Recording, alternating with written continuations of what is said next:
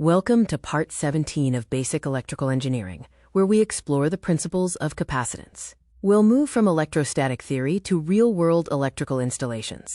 A capacitor is essentially the spring of the electrical world, storing charge in a physical space. It's structured with two conducting plates separated by an insulating dielectric. Its function is to convert electrical work into stored electrostatic energy, which is released when the circuit demands it.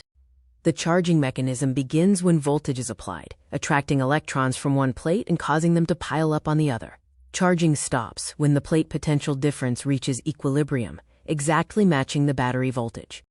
Capacitance, or C, is defined as the charge Q held per volt of pressure, versus C equals Q divided by V, where C is measured in farads. 1 farad means 1 coulomb of charge stored per 1 volt applied. The physical geometry of a capacitor dictates its electrical capacity through 3 levers. Larger surface area holds more charge. Tighter gaps or less distance intensify the electrostatic field, and better dielectric insulators concentrate more electric lines of force. The dielectric constant, $var_R$, indicates how much a material multiplies the baseline storage capacity of air, which is the reference baseline of 1.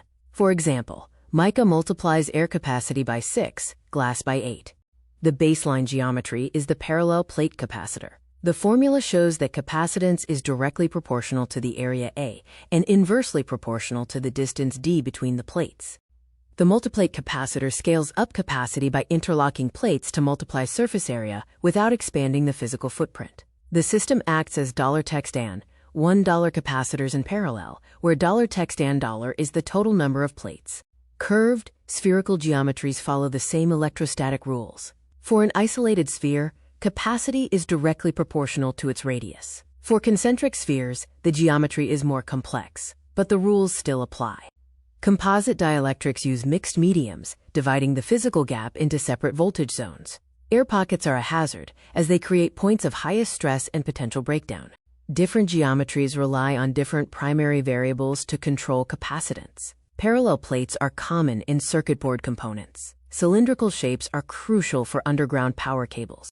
Cylindrical capacitors, like coaxial cylinders, form continuous capacitive boundaries. Capacitance depends on the cylinder's length $L$ and the ratio of the outer and inner diameters, D and D. Every single core underground cable operates as a massive capacitor. The inner conductor is the live plate, the insulation is the dielectric, and the grounded sheath is the outer plate. Long cable lengths create massive unwanted capacitance. To optimize cable sizing, mathematical ratios minimize electric stress. For a given cable diameter and voltage, stress is lowest when the ratio D/D equals the natural logarithm-based $text E$, which is 2.718. Geometry translates invisible physics into physical infrastructure. The core rule is that capacitance relies on area, distance, and dielectric. Managing capacitance in electrical installations is vital for preventing catastrophic cable failure.